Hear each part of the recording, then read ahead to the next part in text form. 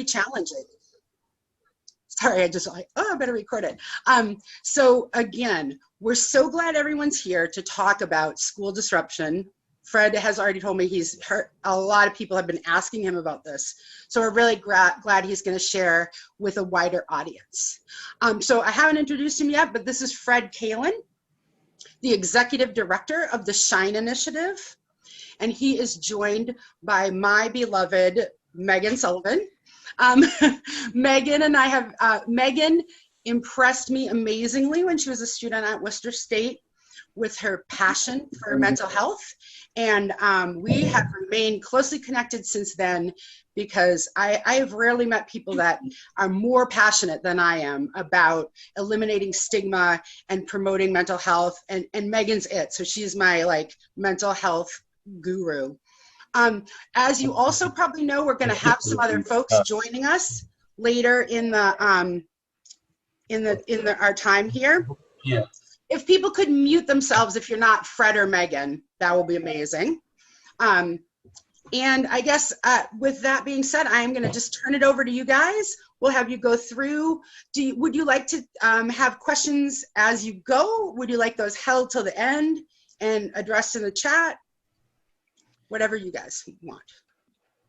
Yeah, I think, Amy, if you can monitor the chat, it can be hard to do while we're also presenting. So if there's before we move on from something, if there's a question to highlight then, that's great.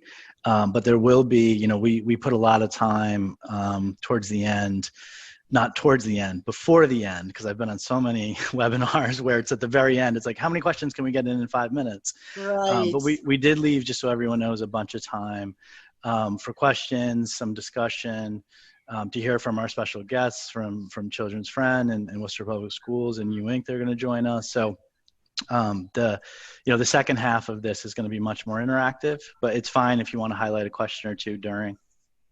Okay, great. Well, so then just for our audience, if something comes up that they haven't addressed that you want to ask, if you want to put it in the chat, I will do my best to get it to them at our earliest convenience. And all right, we're ready to go. If folks want to just make sure they stay muted, you can keep your camera on, turn it off. I think if you turn it off, it's better for bandwidth, but I don't really know.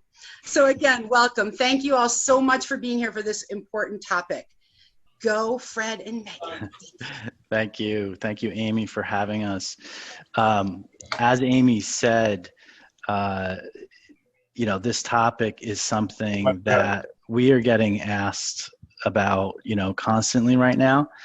And just to give you a little background as to why that is, that we're fielding, so many questions and helping with resources around this is, just based on what the SHINE Initiative is. So the SHINE Initiative is a nonprofit that, we're a youth mental health education and stigma reduction organization, and we partner specifically with middle and high schools. So we, our signature program are called Mind Matters teams, and that's where we really work with students, bringing youth voice to both give them knowledge about mental health and also for them to use youth voice to reduce stigma in their own schools, and really to give input into what their own community might be responding to, what their own peers will respond to. So, as you can see there, that's our contact information. SHINE is a group of 3. There's 3 of us doing the work. We are in about 50 schools throughout central Massachusetts and Metro West. I'm Fred. I'm the executive director. Feel free to email me there. Megan, my colleague, who really has much more training than I do of the official variety. I have a lot of lived experience, both as an individual and as a parent. Megan is our certified trainer of youth mental health first aid. So she'll be talking in depth about quite a bit during the presentation as well. She's our youth outreach coordinator. And then also there on the slide is Jessica Zakara, who is our community education specialist. Jessica's not a part of this call, but she was a big part in planning it. And rather than just me and Megan taking the credit, I thought, the right thing to do is to include Jessica. So just quick expectations. We've already covered a bunch of these for all of us who are now like veterans of Zoom calls and similar video calls. Do please note this training is being recorded. Please keep yourself muted. Use chat for questions during the presentation. And as I said earlier, in the second hour, we'll be opening it up more to a question and answer and discussion session. And also, I just want to put out there the caveat that we'll be talking generally about what's going on with youth mental health, what's going on with school disruption, what different coping skills, what different things might help young people, but all responses to what's going on in the world, the pandemic, the upheaval, all coping skills are very individual, as we know. So I just want to put that as a caveat. We won't be able to talk about too many really specific situations, but as much as we are going to give a broad overview and an umbrella to approaching this fall with young people in school, in supporting them in emotionally and around mental health, that ultimately it is about the individual and what works for them, what they respond to. Real quick, just kind of the agenda for today.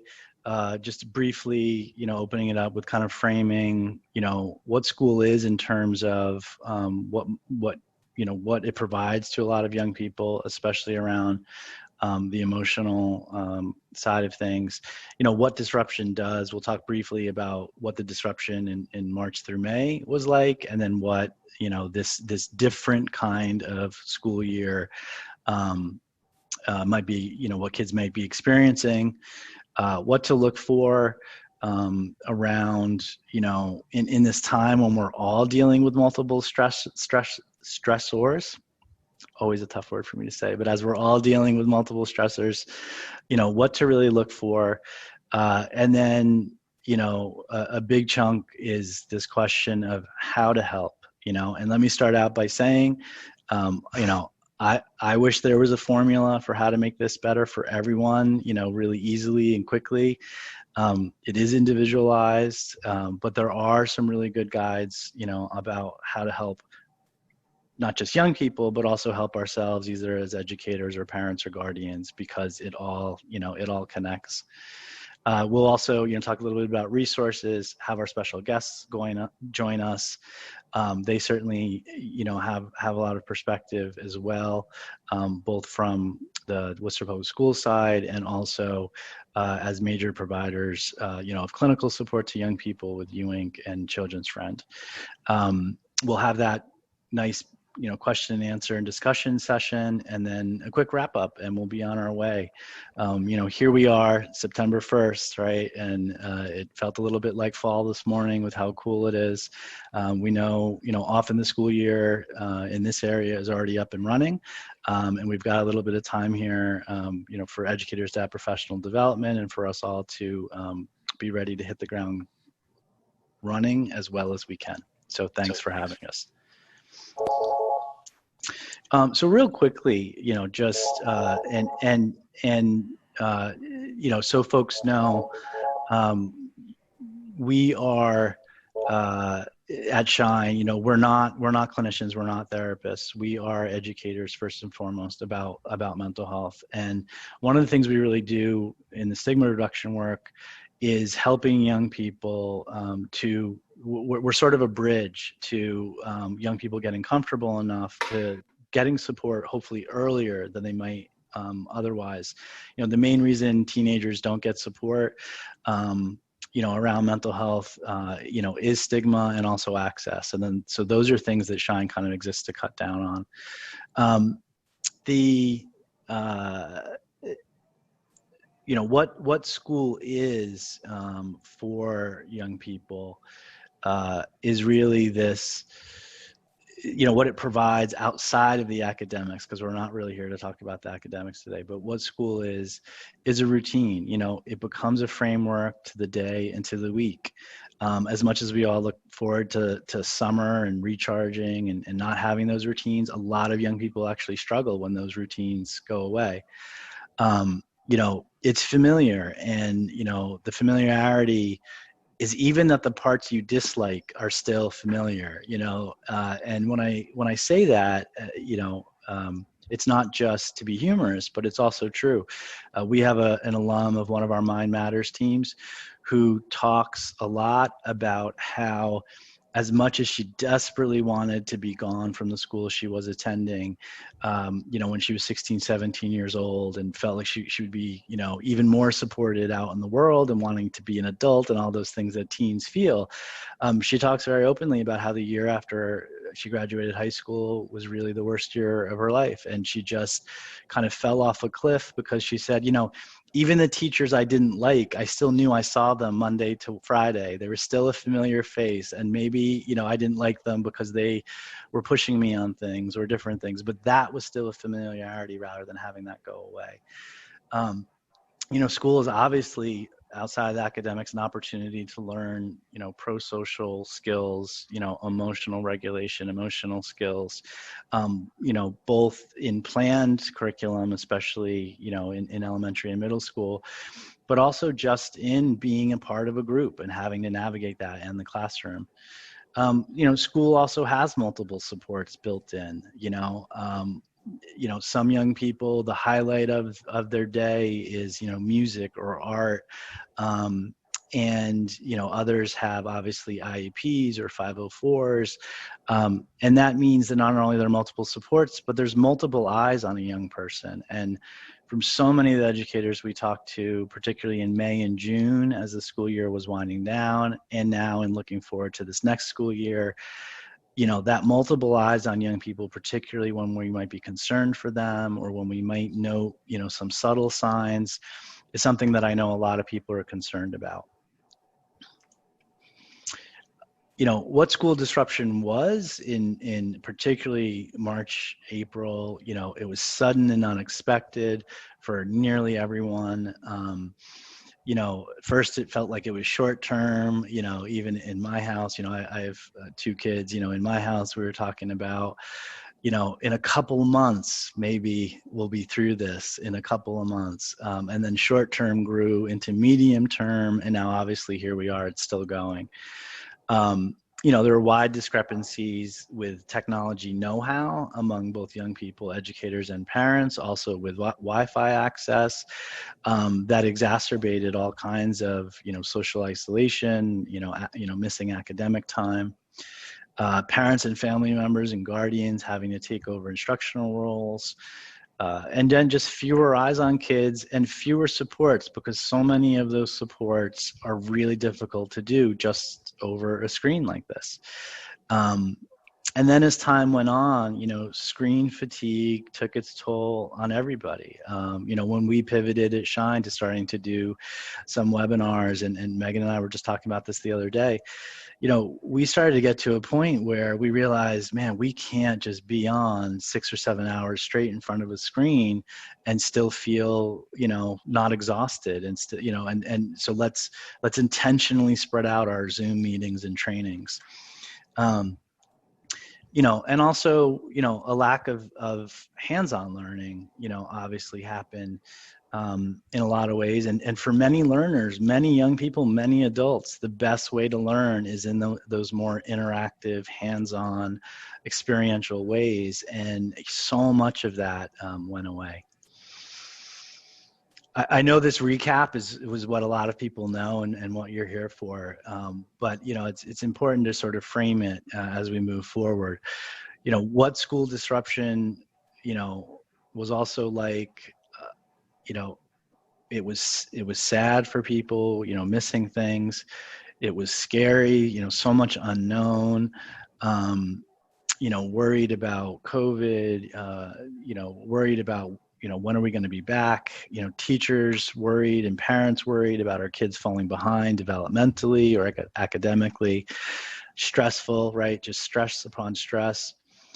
Could be depressing. And, both some of the students we're in touch with and some of the parents and teachers have also just said, frankly, it was impossible what we all thought we could just suddenly in a month, rally and do much as we wanted to. nearly everyone in this diagram, parents and teachers and kids, were experiencing, some kind of burnout as the year wound down in June. We did a couple of webinars specifically for educators in June. And, there are people who didn't even want to think about what the next couple of months was going to hold and what September was going to look like. There were teachers who said, I'm holding out hope. This was in June. I'm holding out hope we'll all be able to be back with some semblance of normalcy. And those things are all understandable. Hope kind of keeps us going and everything, and then we have to adjust it if something can't happen. But almost everyone was experiencing some kind of burnout.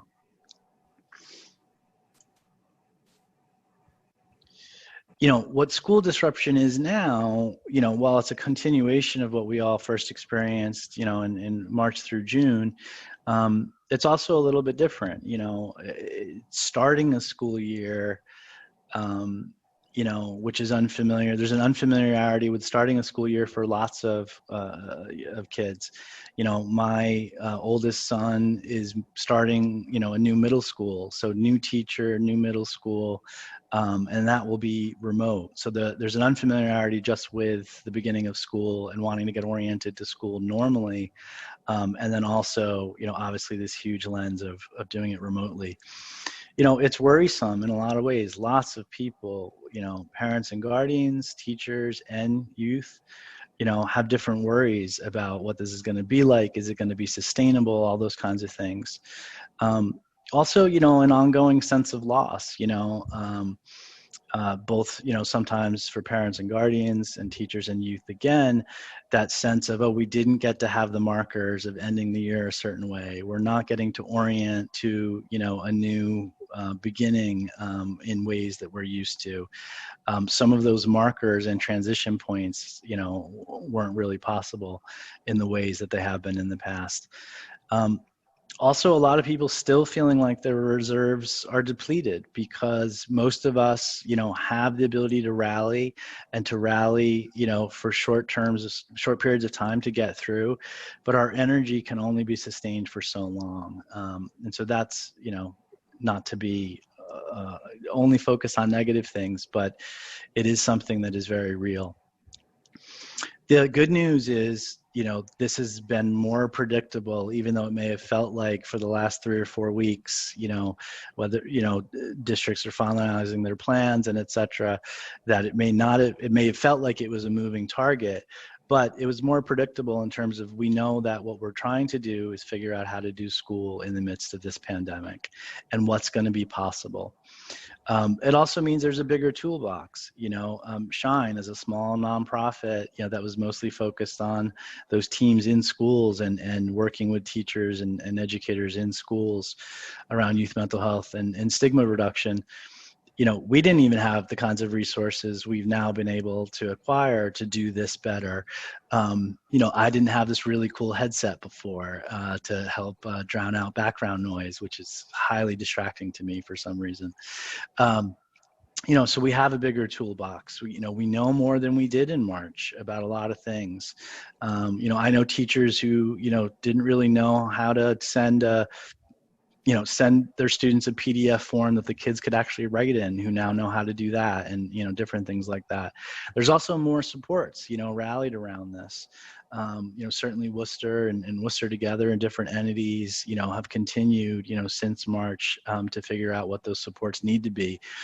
And also we're able to anticipate more, even the, what if scenarios. And we'll talk a little bit about even anticipating negative what if scenarios that we hope won't come along can actually be helpful. The hardest part, and this comes up again and again, whether it's parents or students or faculty and teachers, is that ultimately this is still going to be toughest on the most vulnerable. When we talk about youth who have experienced trauma in their lives, when we talk about school disruption itself may not be traumatic, But, you know, the causes of some of what is disrupting right now in terms of the pandemic, maybe in terms of potentially, you know, having not been able to grieve, you know, loved ones over these past few months. Also, you know, the ongoing violence, vicarious trauma, community trauma, you know, will affect young people as well. And so unfortunately, you know, part of what we're focused on is that'll be toughest on the most vulnerable. So at this point, I will hopefully haven't already talked your ear off too much, but I will turn it over to Megan to take us through the next steps. Thanks, Fred. So, you know, when we're looking at these things and what we're thinking about our kids might be experiencing, we need to be thinking about what they might be worrying about. You know, that feeling of loss and that feeling of change. You know, people often worry, and kids even worry, will someone I know get sick? You know, will my mom and dad? Will my friends? Will I? You know, that is a very real possibility. And, you know, we have to be honest with our kids that that is a real possibility, but that we're doing everything to protect them from that. You know, kids worry about virtual learning. You know, as Fred had mentioned, a lot of people are feeling burnout from the digital aspect. And, you know, virtual learning can be that. You know, I have a friend whose son is really young, and he's expected to be on the computer for 6 hours every day for school. And I'm not quite sure about anybody on here. However, for me, 6 hours on the computer is a lot. I do need to take breaks. I need to get up, you know, I need to stretch. So even just that virtual learning aspect for a young person, you know, social distancing rules for a lot of kids when they're coming back to school, you know, they're seeing those partitions up, whether it's plexiglass or otherwise, you know, in the cafeteria where normally they would be contributing and having conversation and having fun. There's now those plexiglass and they have to stay so far away. You know, those are kind of things that they kind of can't escape. You know, those are reminders every single moment that that's real. You know, wearing masks all day. For a lot of kids, they're not used to that. Even, you know, when summer came, you could stay in the house and you didn't have to wear a mask, but now in school, you have to wear that mask. I also want to point out trauma and stressors can be a huge thing that people are worrying about. Not everybody experiences trauma, but everybody experiences those stressors. And we'll talk about a little bit about what trauma looks like in a moment. But remember that this is very individual to the young person who's experiencing it, right? Their reality is their reality. It's very real to them. So don't diminish what they might be experiencing, but understand where they could be coming from.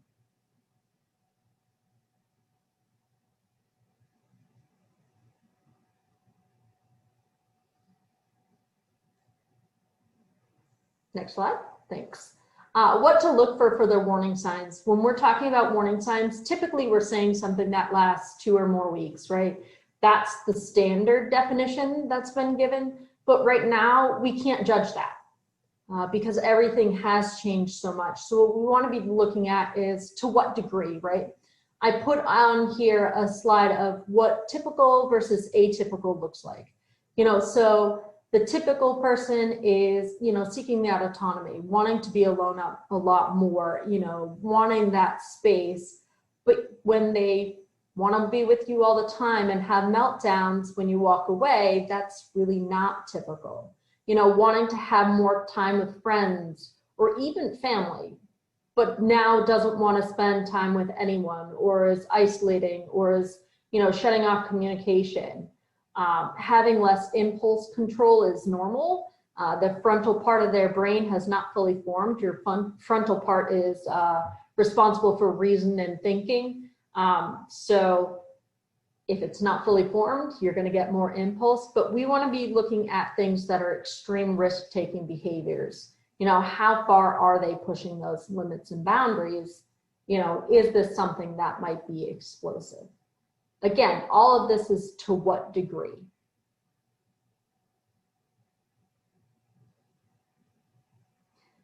You know, when we're talking about what to look for, again, that what to degree, you know, are they oversleeping or not sleeping at all? You know, we all go through periods where I think we can't sleep a lot, you know, we're up constantly, or we go through periods where we really don't want to get out of bed, right? But we want to be looking at what is typical for your young person at this point in time. What has it looked like? Is this changing? Is this getting worse? Changes in eating habits, you know, too much or too little. The other day I messaged my friend saying that I wanted chocolate. And, you know, that's a coping mechanism for me, is chocolate. But, you know, we are allowed that flex, but we're looking for that too much or too little for an extended period of time, something that's really abnormal for someone. Losing interest in activities that they might like. You know, do they like video games and now are not wanting to do it? You know, there's the concept of being bored. And a lot of times people can mistake numbness for being bored. So kind of understanding where that kind of might be. Is it really bored or is it numbness? And then we're talking about, is this trauma, right? That separation anxiety piece. Are you able to leave the room without them following you? Yes, young kids like to follow you everywhere. But, you know, is this something that's abnormal? Loss and grief, experiencing those together is quite common. And connecting that loss and grief to maybe a previous experience and kind of having that be really overwhelming for a person. Vicarious trauma, whether someone in your immediate circle has experienced trauma and that's affecting you. And then the trauma of world affairs. What I mean by that is currently I think we can turn on the TV every single day and find out about more violence within the city, about, you know, Black Lives Matter and, you know, the protests and unfortunately watching police brutality or even community brutality.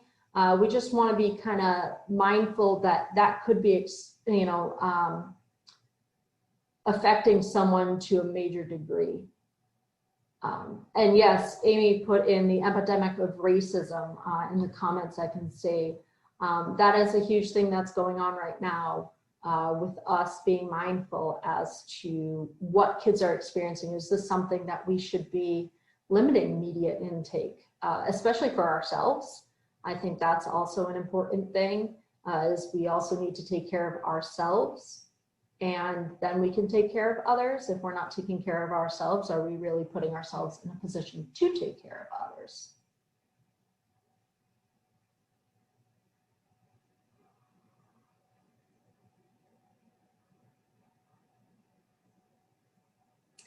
So when we're talking about how to help someone, Fred and I both mentioned that it's very individual. I wish I could give you a formula that says, here's what to do, and this is going to make things magically better. But unfortunately, it is very individual. For one person, a coping skill may work. For another person, it might not work. One of the things that I would suggest is we actually have an app called Mind Matters. It is both on Android as well as the iPhone platforms.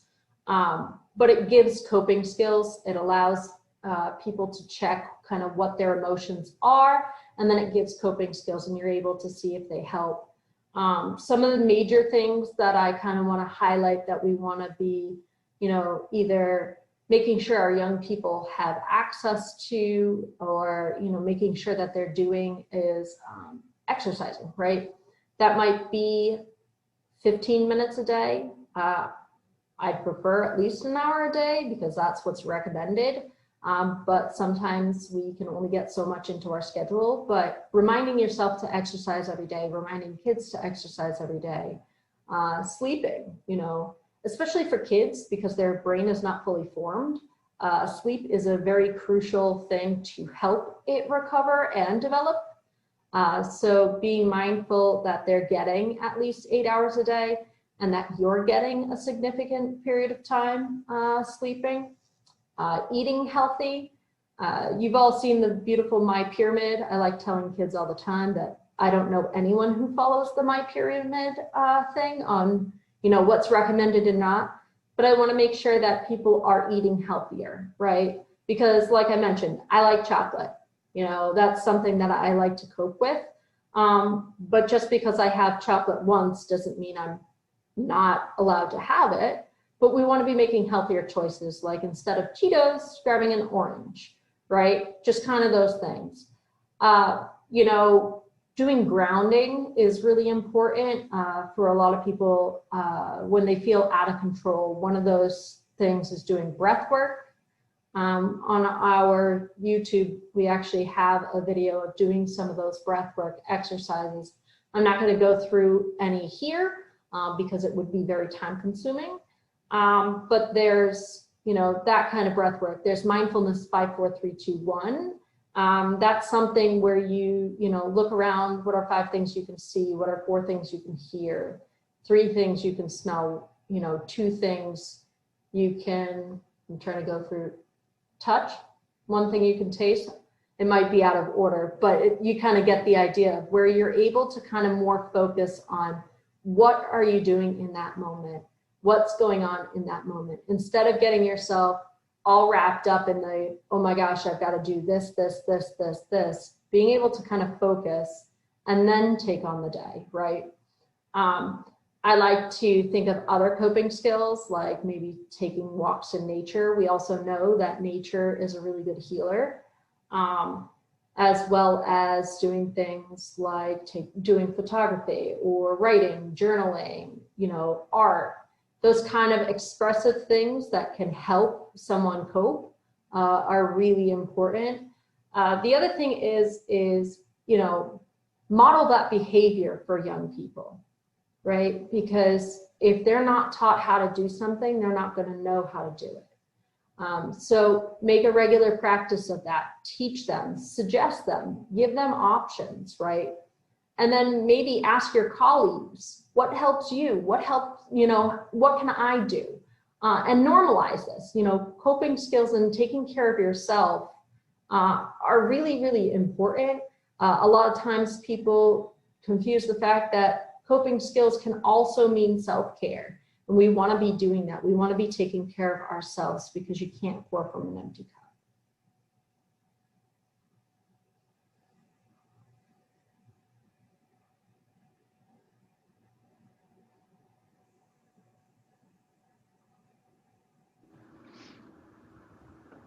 Sorry, I think the bandwidth issue, the clicking on the slides and switching back and forth is taking an extra few seconds, so just bear with us. It's maybe a good time to take a deep breath each time that happens.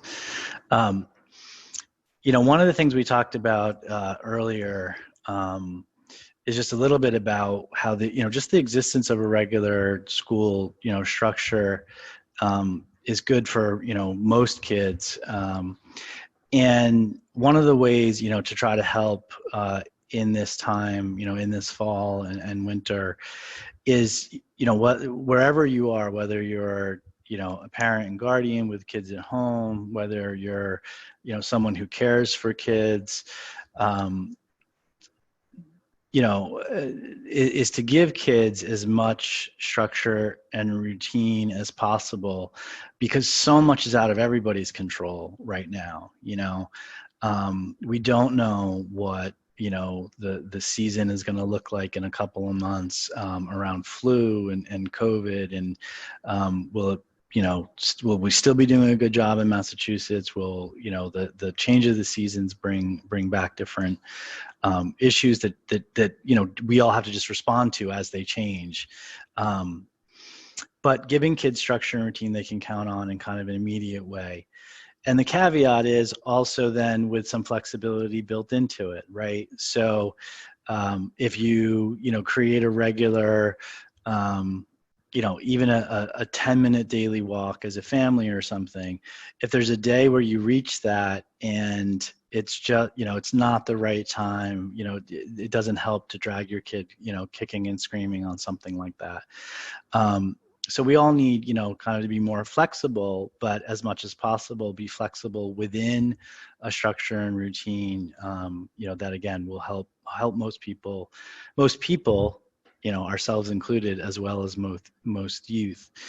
And one of the things that I would add to that I know there's some discussion in the chat. Our apologies. It's hard to completely follow the chat, while we're presenting, and we'll open up the discussion in a little bit.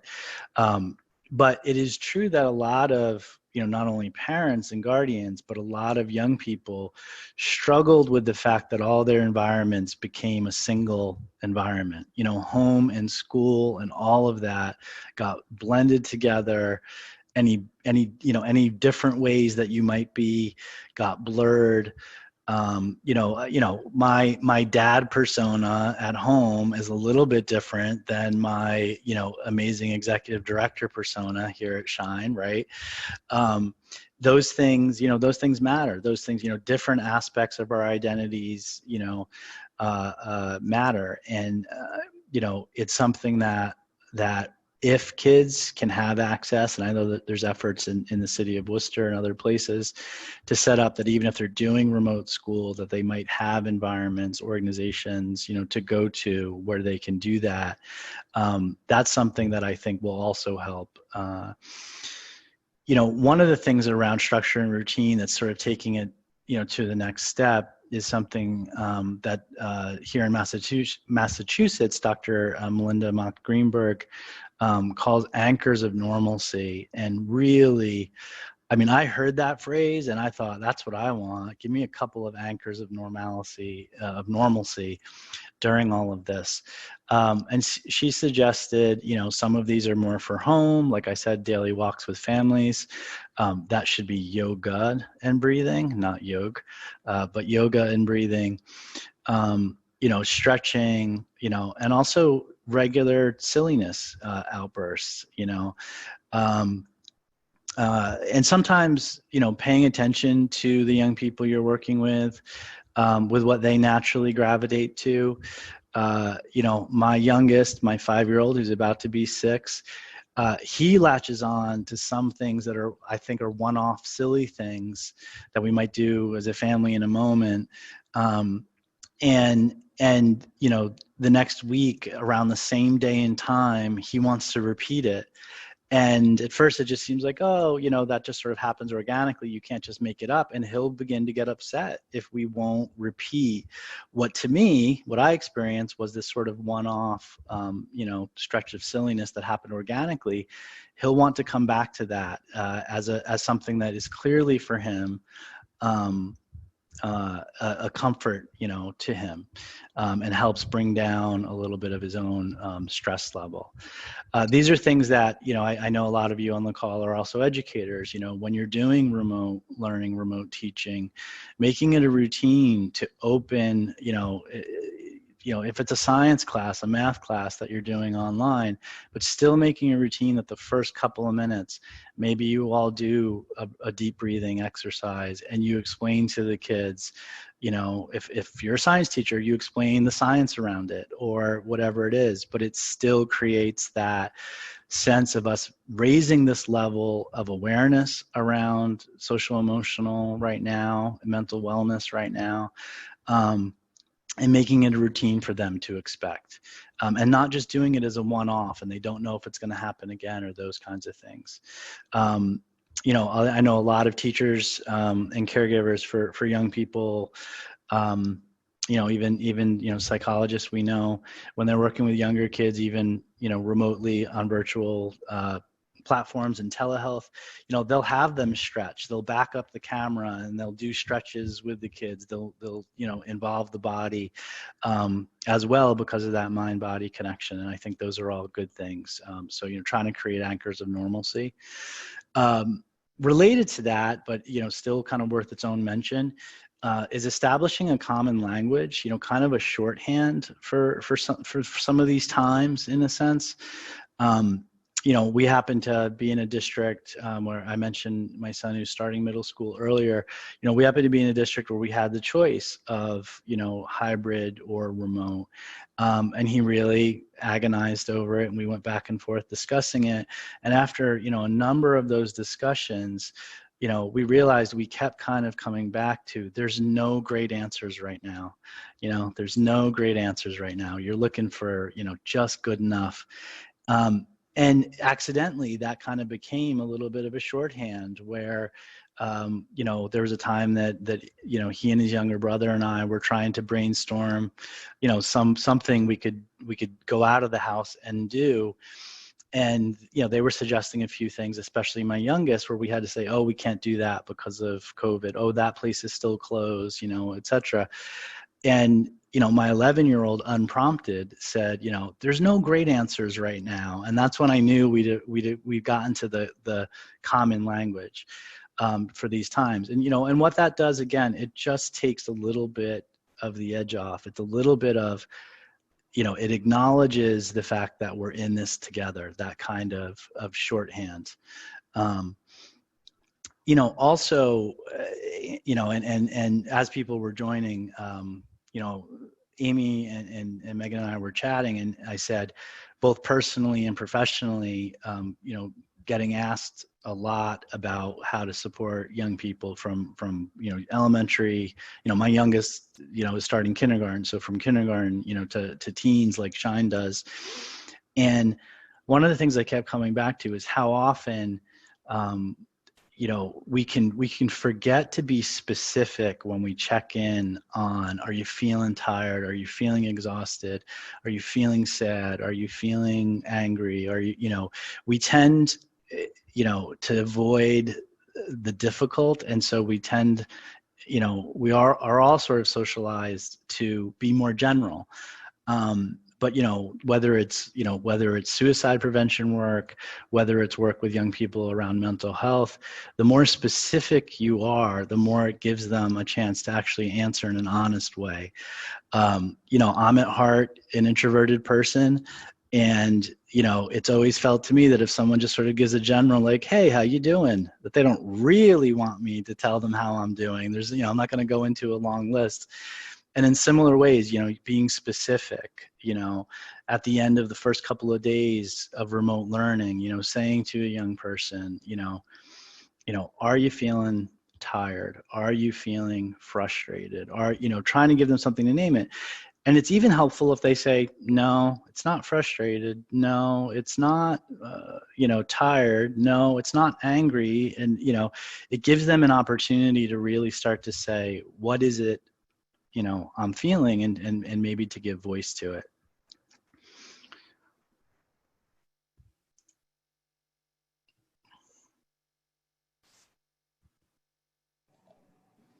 So I'll turn it back to Megan. Noticing in the chat that there's a lot of people who were talking about, how to isolate where you're working, whether it's a desk, your room, stuff like that, as well as, kids not feeling comfortable showing their background, where they're living. And, if your student is experiencing that, it actually kind of really connects to right now what we're talking about is, give options, create agency, share power, allow that person to still have choice. So, when we're talking about the backgrounds, Clarissa had mentioned, putting a Zoom background on, right? That might be a choice that you provide a young person, or maybe making a vision board out of a trifold and having that be your background, or something about who you are, or, something like that. So it still gives them that ownership of their space. They still feel comfortable, but it still gives those options, right? As well as, talking about maybe where should we put your learning station? You don't necessarily have to call it a desk. You can call it a learning station if you want, so that if you don't have a desk, that you don't feel like you're being isolated because you don't have that or whatnot.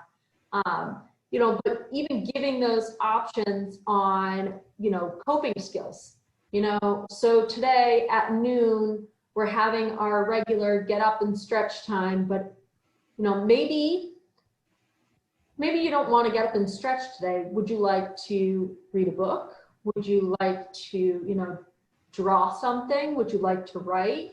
What would you like to do? you know, and giving them the options. Giving them options doesn't necessarily mean you have to say like, what in the world would you do? You know, you can provide those choices that you want them to take, as well as letting them have the agency of choosing that. Here at the Shine, we're all about youth voice and letting people, you know, letting young people say what they want in the world, you know, and how can we help them kind of promote that mental health aspect. But it's the same concept in the grand scheme of things, of allowing them to have that voice, allowing them to have those choices, right? So I think that's really important. And I want to jump back for a second. I had talked about coping strategies. I know a lot of you on here are educators and parents. So I think it's also important that coping strategies might not work for someone who is experiencing a lot of depression or anxiety or whatnot. But I also think it's really important to be able to provide people with the hotline numbers in case someone's in crisis. So whether you're putting that in your syllabus, whether you're, you know, writing it on, you know, some chat board or even at your house, just so that those are always there. Fred had talked about being direct about suicide. I know that's not being mentioned really in here. That's a whole separate topic. But I just want people to be understanding that this is something that is occurring right now because of such tense atmosphere. And we do want to be able to provide young people, as well as ourselves, those hotlines. So you can give different hotlines and allow them to choose what hotline they want to use.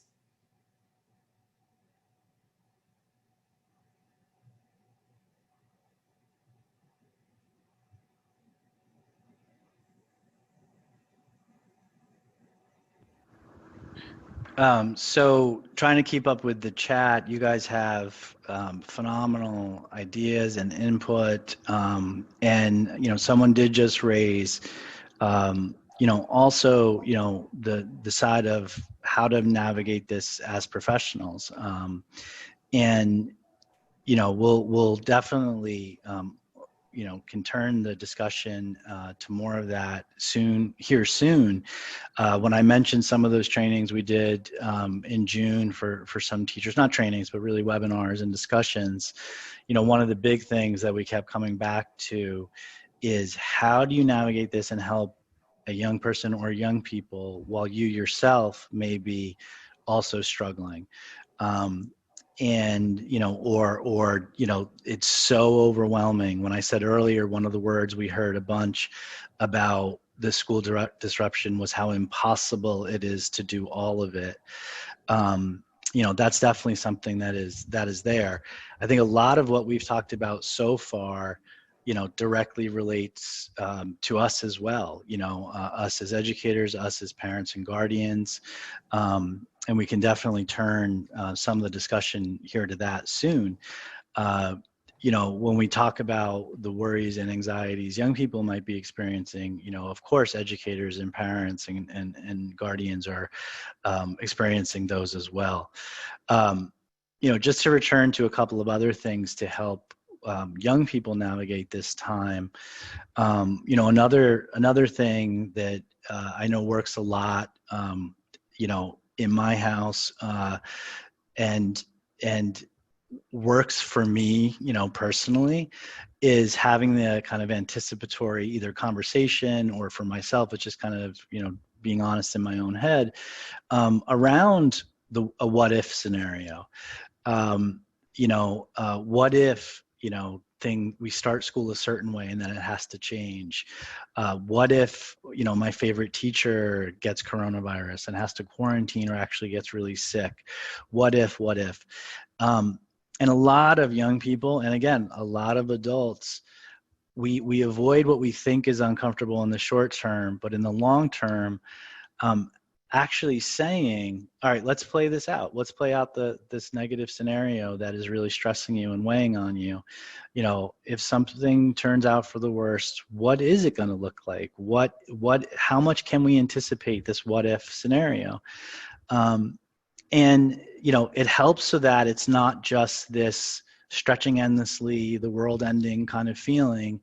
And also, if it ends up taking place, it gives a little bit of a foundation or a plan so that you're actually meeting an expectation of, oh, we did talk about this scary scenario, and now here it is in front of me. We talked about A would happen, B would happen. We could, maybe do C for support, rather than all of a sudden it's in front of us, it's happening, and it's a what now. And again, to share, just to share personally, early in my career, I was someplace, a small nonprofit that was really struggling to keep its doors open. And I was, barely sleeping with worry about having to close its doors. And a therapist I was seeing at the time said, okay, we're going to talk this out. What if it has to close its doors? What happens? What does that look like? What is that? And I was terrified at first to have that conversation, because it was literally, what I was, really keeping me up at night. But it was fantastic. It probably cut the worry in half. It didn't stop me from being worried and not wanting that outcome to happen. But it made me more effective, to do other things, to take steps, to make sure it didn't happen, but also, it made me, a little bit lighter, to do that. And those what if anticipatory conversations, I think, are really important, not only for young people, which is certainly Shine's focus, but also, for educators, for all of us as a community, as we're in this, to say we're all hopeful things keep improving, and there's a time that even more normalcy can come back. But if not, let's have some of those anticipatory conversations about the what if.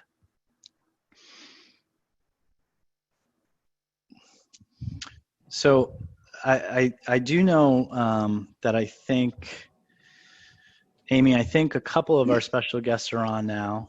I believe Maura is on, yes. And that might be where we should start. I know people have a lot of just practical questions about how things are gonna happen with school. Especially people are concerned about if their child can't meet the expectations for some reason. So it looks like— Amy, can I jump in before we head over to that discussion? Absolutely. Transition.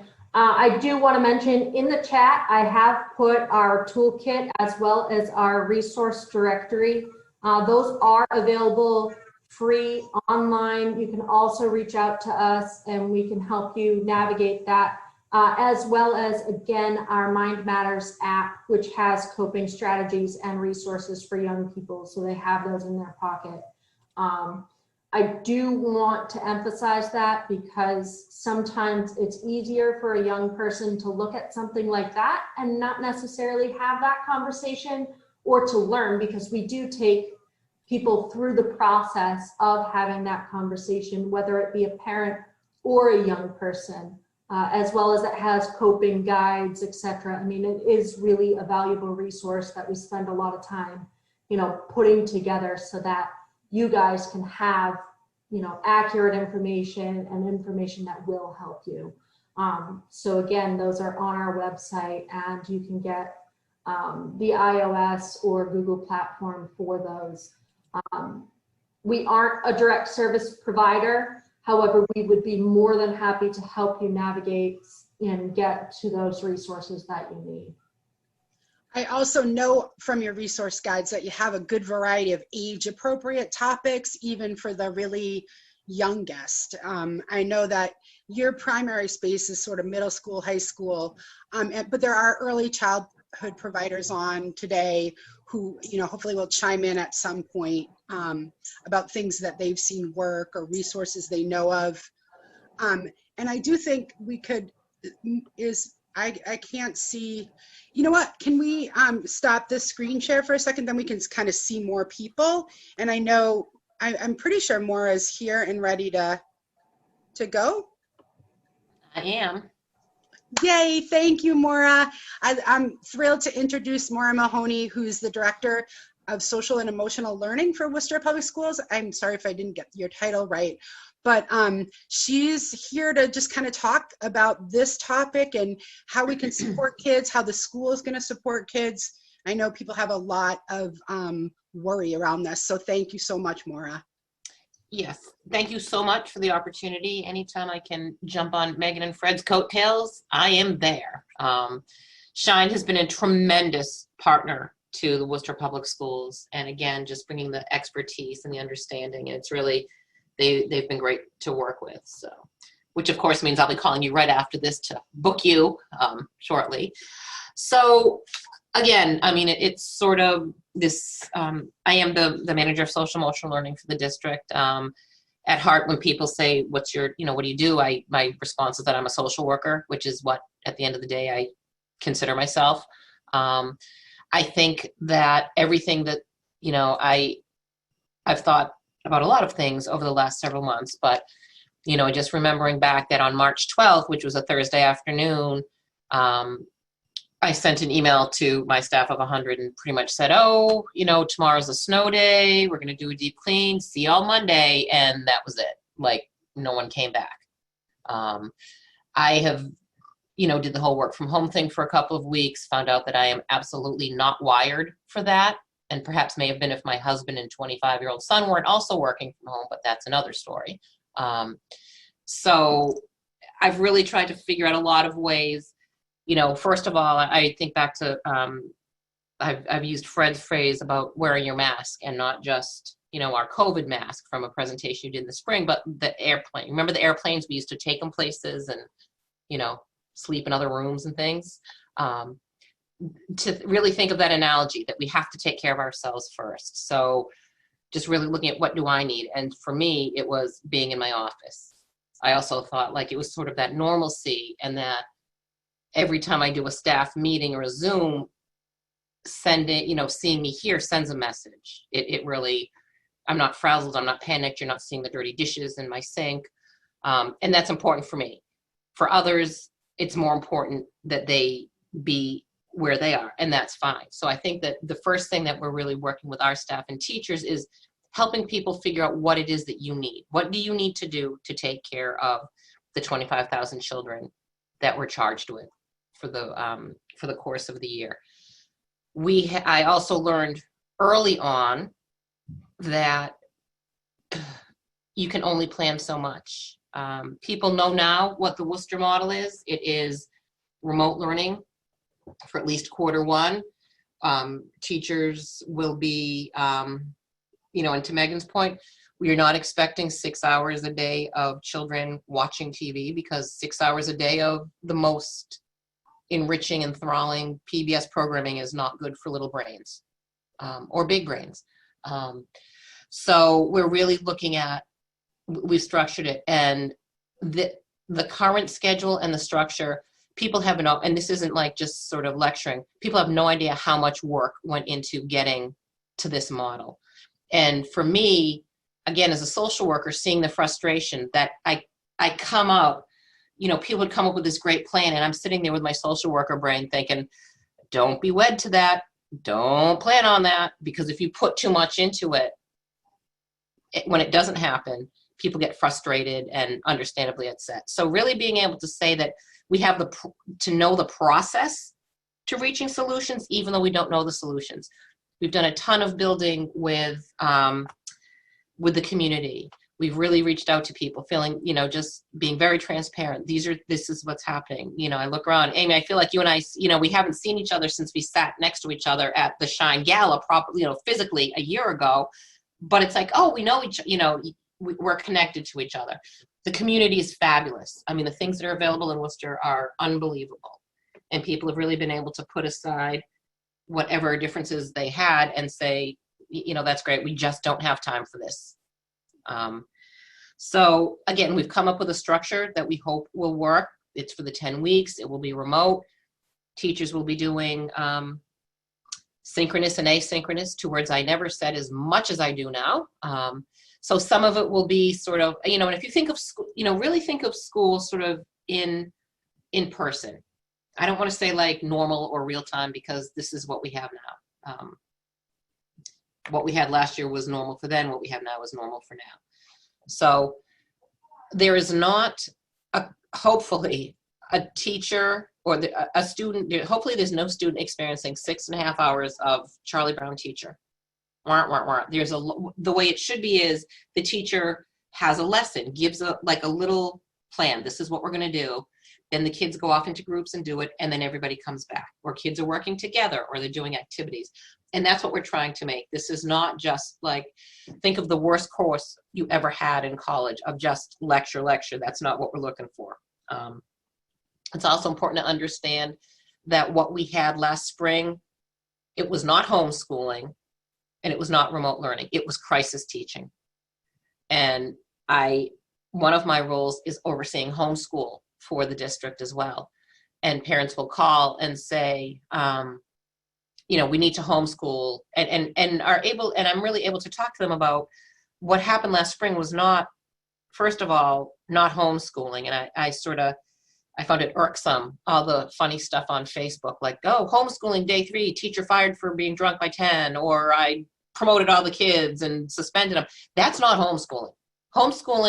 True homeschooling is a completely different experience. So doing work that somebody sent you is not homeschooling.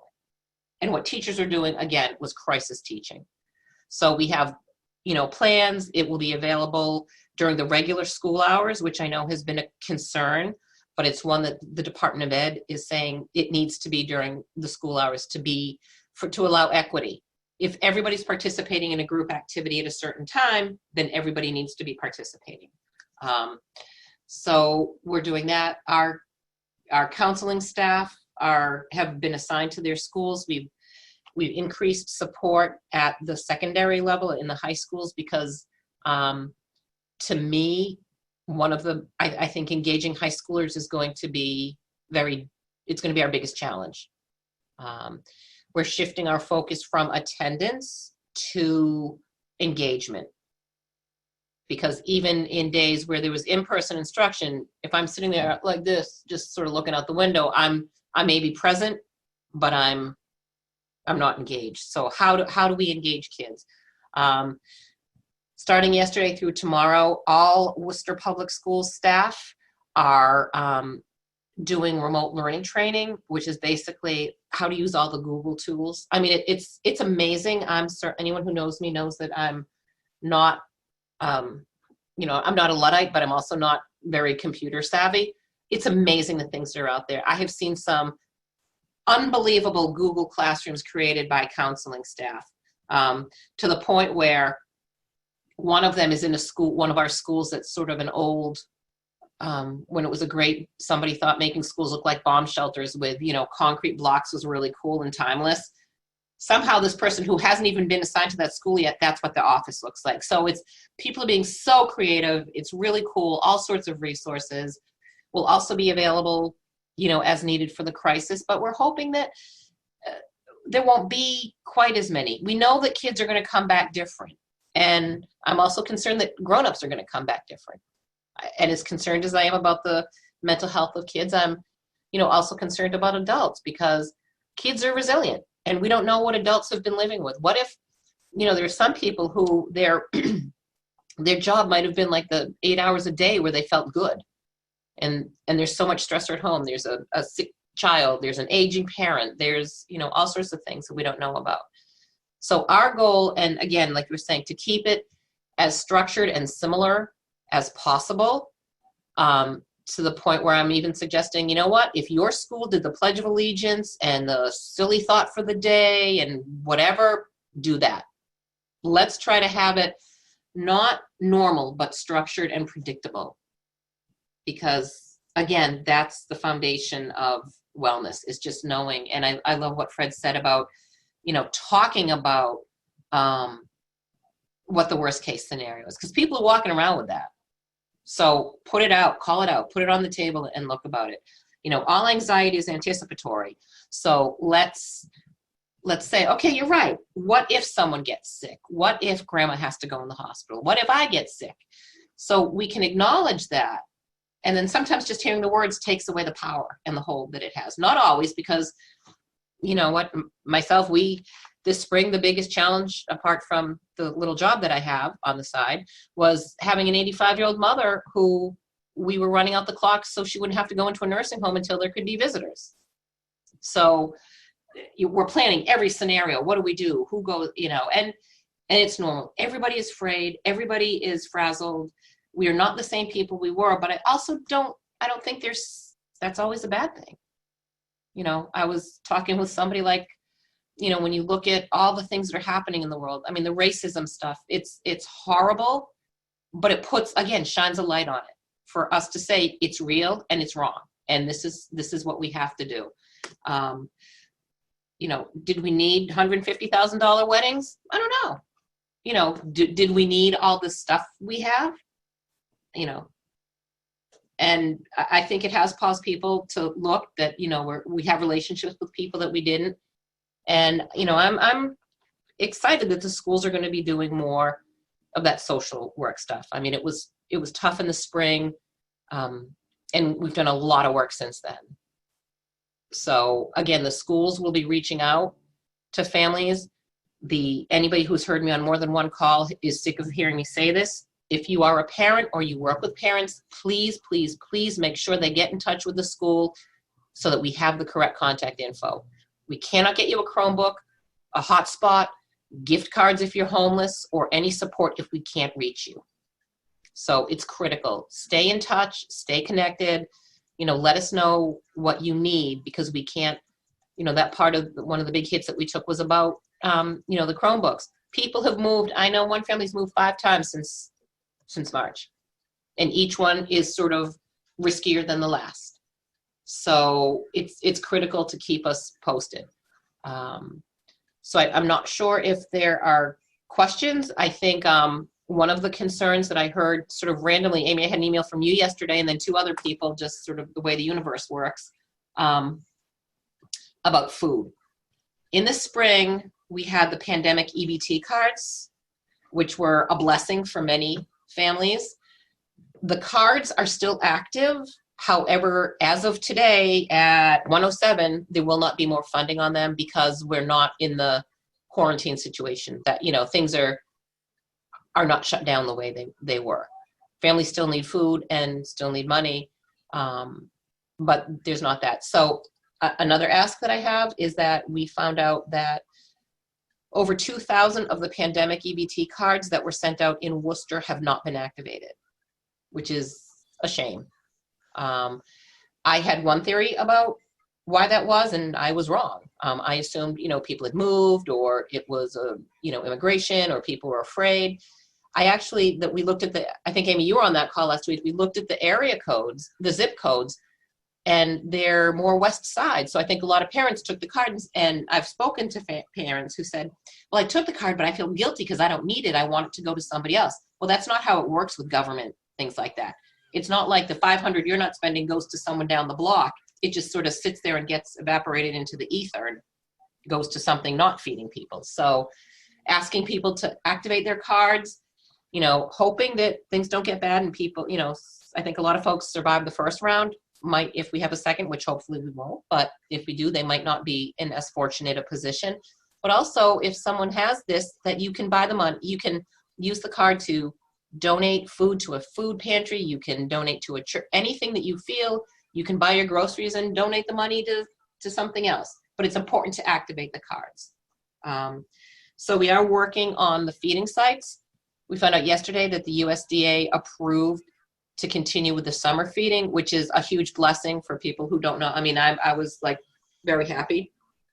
That allows us more flexibility. In the school year, one kid gets 1 lunch.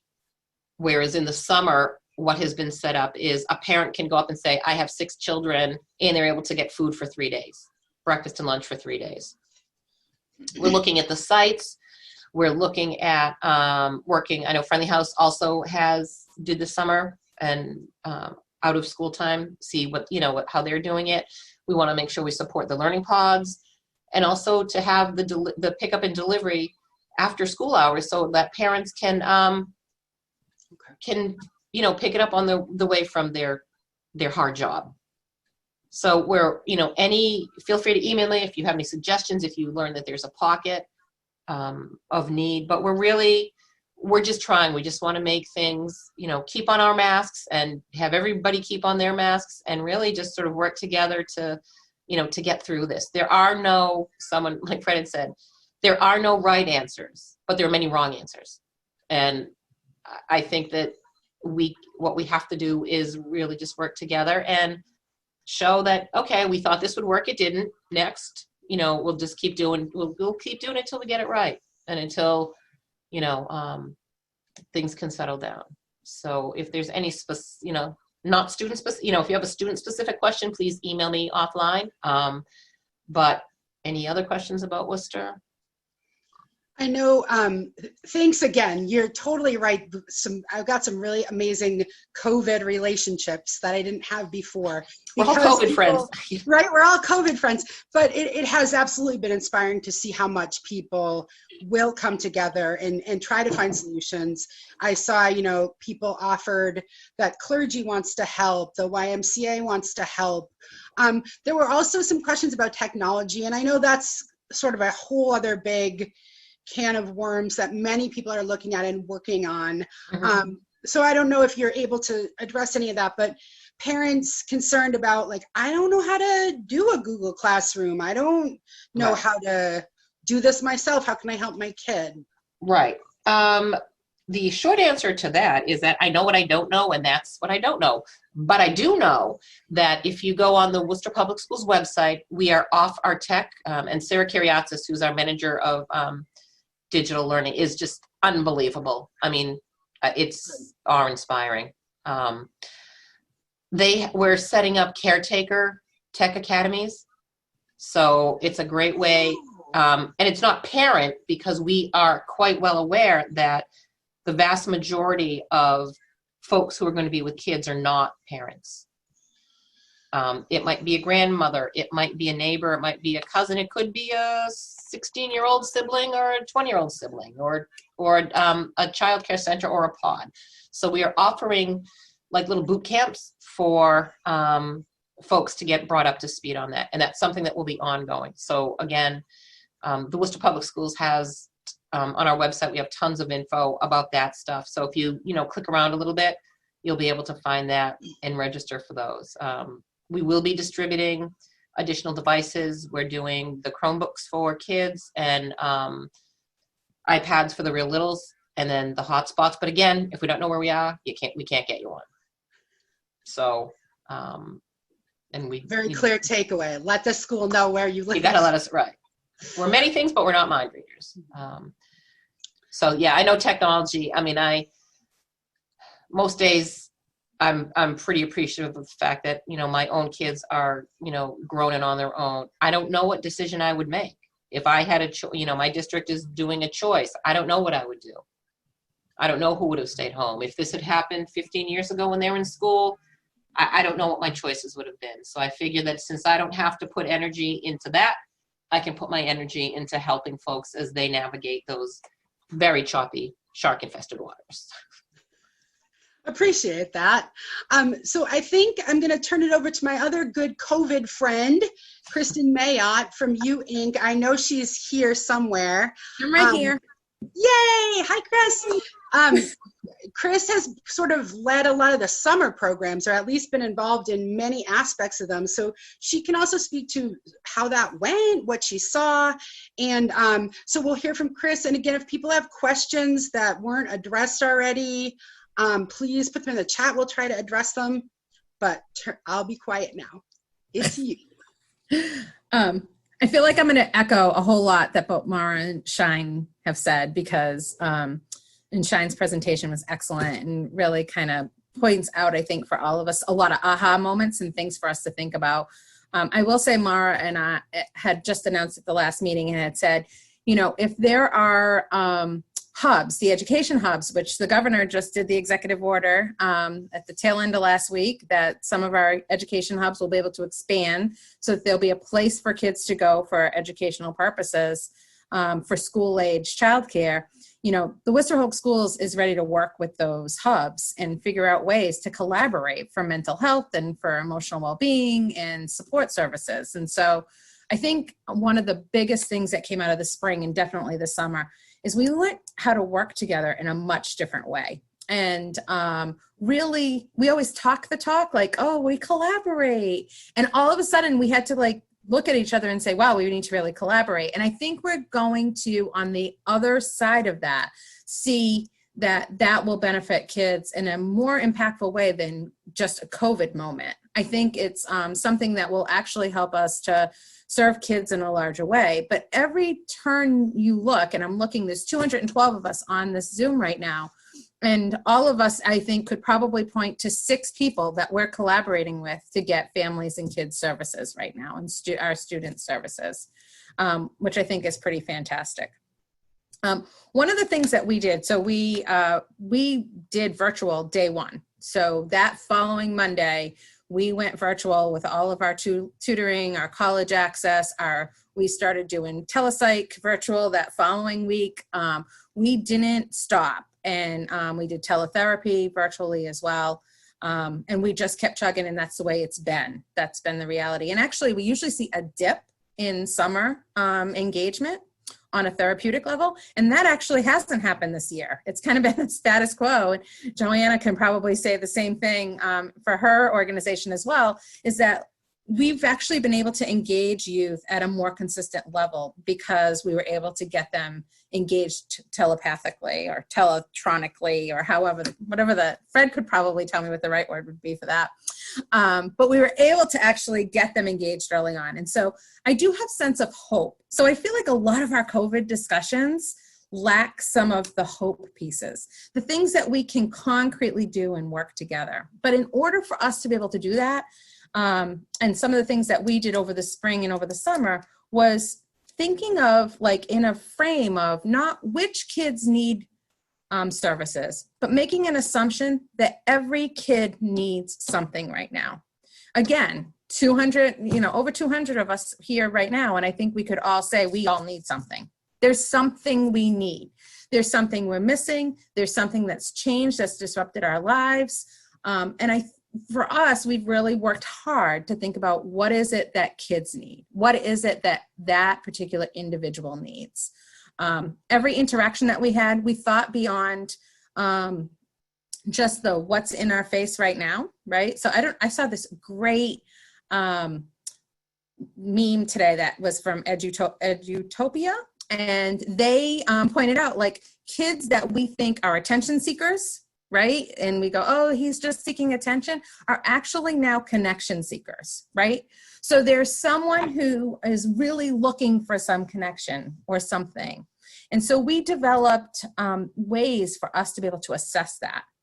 And we've come up with color systems even around, to what level, what do you need more? Letting kids be able to engage and be able to say to us, I'm a yellow today. I need a little bit more than I usually get from you. And we'd have them put it in the chat box, or just be able to like cue us on what some of the activities were. We created an assessment for every kid for every interaction that we maybe didn't ask all the questions, but we kept an eye out for areas that we thought were concerns around food securities, fiscal securities, all the underlying pieces that affect a child and family's mental health. So looking at those social determinants of health and really thinking about how can we help and affect. So like we had talked about, food insecurities and how do we get food to kids, right? That's been such a priority for us, for the schools, for the youth development organizations. And so that's what we've looked at is how do we make sure that we can at least grab that lower fruit? And I think as we go into the next year, having that mindset of what does every kid need? A lot of times we create OT for only certain students, right? So we create OT practices for kids who have sensory needs or who may have specific needs relative to us. And when we were talking about the space before and what the physical space should be for a student as they're working virtually, we need to think about like, what are their OT needs, right?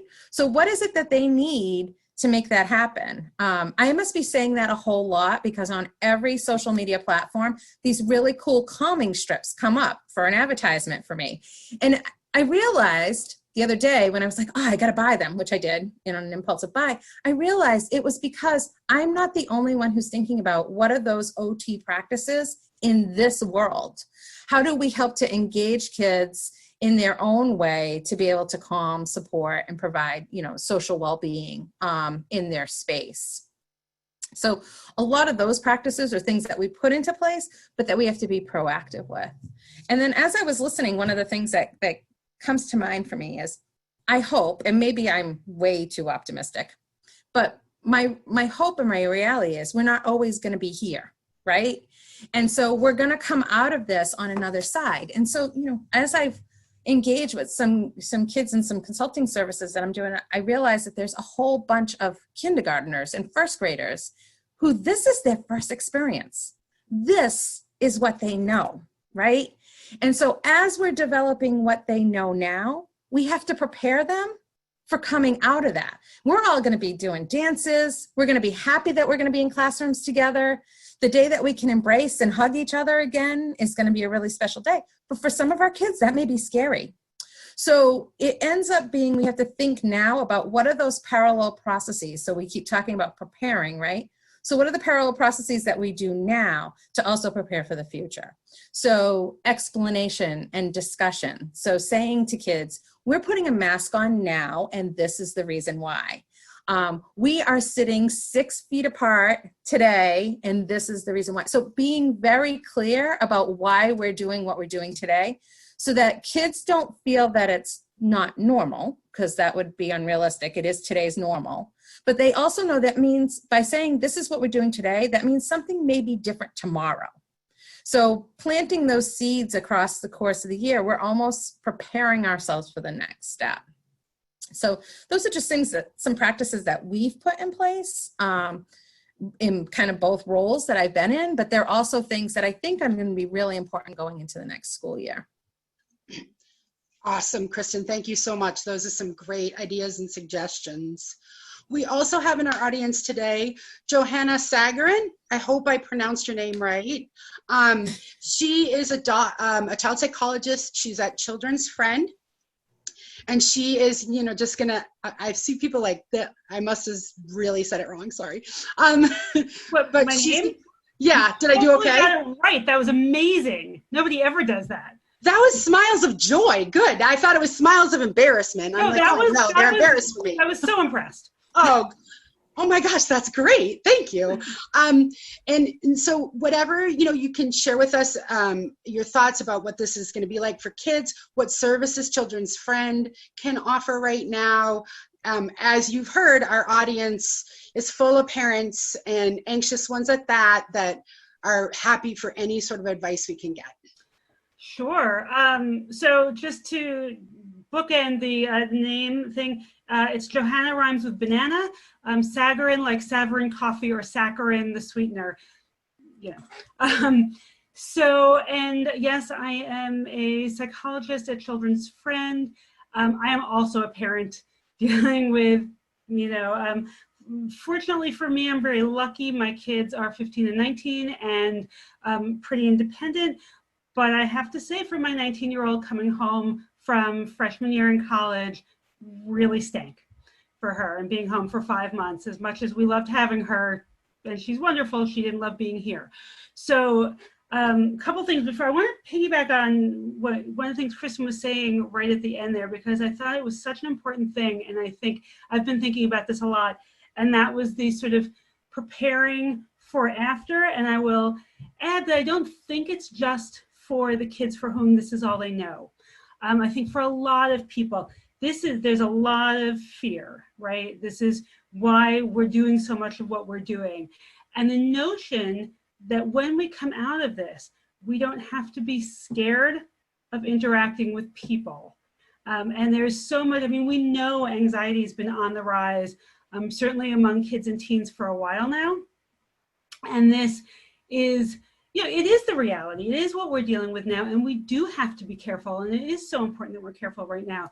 but it is so true that afterwards, I think we're all trained to, when we're taking a nice walk outside, cross the street now if somebody's coming the other way, right? So this is going to affect our kids and us long-term for after this. How do we sort of take this in and hold what we need to hold and do what we need to do to sort of protect everybody, ourselves and everybody else right now, but not come out of this with more anxiety than we went in. That's going to be a real challenge that I think we need to be mindful of. So, so thank you, Kristen, for bringing that up. That was great.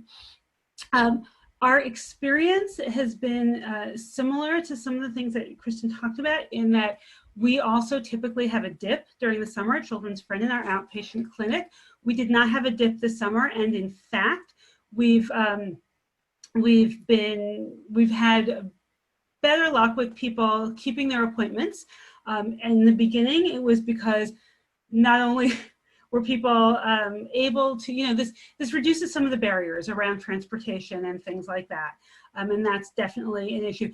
And also people weren't going anywhere. As things have opened up a little bit, we've had a little bit more of an increase in people not coming because, gee, they can go out and do something.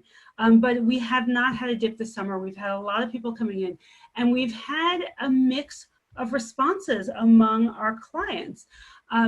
So we've had some folks, we've had the kids for whom school's a real stressor. Some of them are doing great. Like, yeah, I don't need to come in weekly right now. I can do every other week or less, because one of the primary stressors in their life is reduced. And in some respects, that is lovely. In some other respects, we really want people to be able to deal with their anxiety. One of the ways to reduce anxious symptoms is to deal, to face them, in a careful and graduated way. But if we just retreat from them, then anxiety tends to get worse. So it's been really nice and easy for some people, but it also has reduced the opportunity for addressing some of those things. And then for some other folks who really need the interaction, the day-to-day, for our extroverts. My daughter is an extrovert, and it was miserable for her being home because she's also a rule follower. So she was home following all the rules and seeing her friends on social media or peers not following the rules and thinking, I'm really struggling with this and I'm suffering, I'm trying to do what's right, and these other people aren't.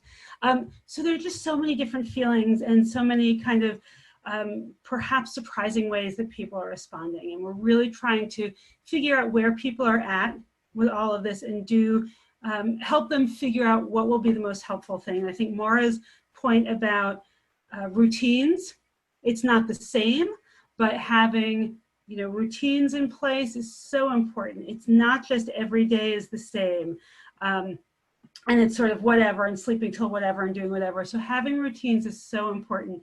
Having the weekend feel different from the weekday, all of these different things. So I'll tell you a little bit about what we've done at Children's Friend. We're small, we don't have as many different kinds of programs as UWINK does, so we haven't done as much on the big scale. We did transition very quickly to telehealth services. And my clinicians have been really fabulous and creative about engaging kids. So one of the concerns about telehealth is, how is a young kid going to engage with this screen, right? This is a different kind of screen than being in front of the TV. So we've had our clinicians get very, very creative, and we've spent a lot of time working with each other on, hey, this is what I've used, this is what works for me. We've had people coming up with all sorts of show and tells in the house, going on nature walks together, but obviously via their electronic devices. People have done such a great job engaging kids with telehealth that it's been much more successful than we had actually anticipated. So I've had clinicians who have been successful with kids down to 4 and 5 years old, which has been really lovely. So it's not always easy, right? But we're trying, we're seeing what we can make work. And then for the families for whom this is a help, in the long run, we'll hopefully be able to keep this up for those for whom it's helpful, and not for the, hopefully we'll be back in person. for those for whom that will be better. But it is working. We're able to engage parents. Some of the difficulties we're finding are privacy. So, I have, for all of us who are trying to do our work, maybe with partners and kids who were doing schooling and so on, everybody's got to find their space. So that's been a challenge. So one thing to think about, I think, is what kind of space can be created in your house to allow for sessions to happen, or outside while the weather is still decent. I have a young adult client who was basically sitting in her car by her choice because she didn't feel like she could get enough privacy in the house. She had a car to sit in a driveway. It was fine. But it's a real issue for a lot of families. We've got a number of people in the household, and we don't all have mansions where everybody can go into their own wing. I'm sitting here in my basement. So that is one of the pieces. The other thing that we're really mindful about is not wanting people to have to use their minutes or their data. We don't want sessions to be costing people money. So figuring out if that's an issue for a family, how we can do it. Do we have them come in and have one person meet them and set them up in an office? So we're really, so that they're not using their technology if it's limited. So we're really trying to be creative, as everybody is, and doing the best we can and getting folks' needs met. Some hits, some misses, and the nice thing about this is that when this is over, and I'm feeling confident in a when, that we will take the things that we learned from this and use it to not just go back to business as usual before, but what can we keep from this to make our services better in the future. I don't know, Amy, great. No, that was great. Really? And that's your basement? Oh my gosh, I'm so inspired to think about my basement. That looks amazing. Yeah, we haven't had the catwalk across the keyboard yet, so.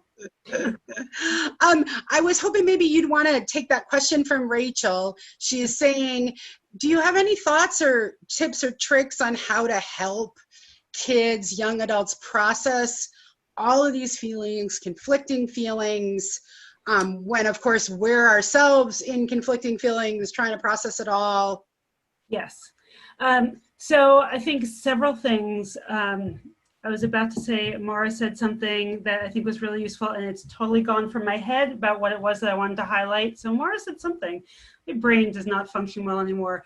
Perhaps I'll come back to it. But I think that naming it, I think that's actually what Maura said, or maybe Kristen said. Naming it is big, and so allowing space to process it, letting folks know that you're not the only one, who's struggling with this and thinking about this. I am too. I'm experiencing frustrations, and also around those issues of how am I handling my behavior, and then I'm seeing other people doing different things. So really start talking through, okay, what's your comfort level? Thinking through what's important. Okay, what's important for our family? In our context, one of the things, I'll just give you an example. We had questions in this household about protests, and that was a really important thing. And at the same time, I have a 92-year-old mother-in-law who we're bringing groceries to. So it's reality of, okay, let's talk through what we can do that's safe for everybody in our household. Are we making the same decisions we would have made if this factor weren't there? So it's really okay to take all of these things into account. Really okay to cut yourself some slack. We're not great at that, right? So to recognize that this is hard, this is challenging, that, you have a day where at some point in the day you feel like your eyes are going to explode, and it's okay to say, I'm going to take a break from this. So cut yourself some slack, name it and talk about it out loud. Talk about realities without really promoting the fear, but the realities of the situation. And then one of the things may be sort of future-oriented or value statements. Let's think about why we're doing the things we're doing, right? Why are we choosing to do this the way we're doing it? So yeah, Amy said self-care, absolutely. And let me get back to that in 1 second. Don't let me forget, because I have a thing about self-care that I always like to talk about. So why are we doing this, right? Are we doing it, do we as a family, we circle the wagons and we want to think about ourselves, and we want to make sure we're all safe and okay. that will, okay, so we'll do things for these reasons. Are we a family who really is mindful of our community? And so maybe we're not at great risk because of our health status and so on, but we're doing this for the community because we think that's important, that's a value that we hold. So I'm gonna wear masks when I'm outside. Yes, I know I'm negative, but I'm gonna show that this is an important thing and I'm gonna protect my community this way and so on. So really thinking through, why are we doing the things that we're doing, right? It's not just out of fear. I mean, yes, there's a lot of anxiety, but it's because we have certain values and we're making these decisions based on those values, and other people are making different decisions. And we can't, you know, that has to be okay because we can't change those other people. So I don't know if that helps that. The self-care thing that I heard at a conference I was at, a training I was at once, this sort of way to think about self-care that I thought was so lovely. Whenever self-care comes up, I talk about it.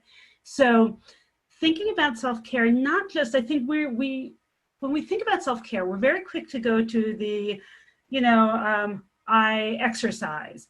I don't know if you're a person who gets a massage. For me personally, I like to eat ice cream, things like that.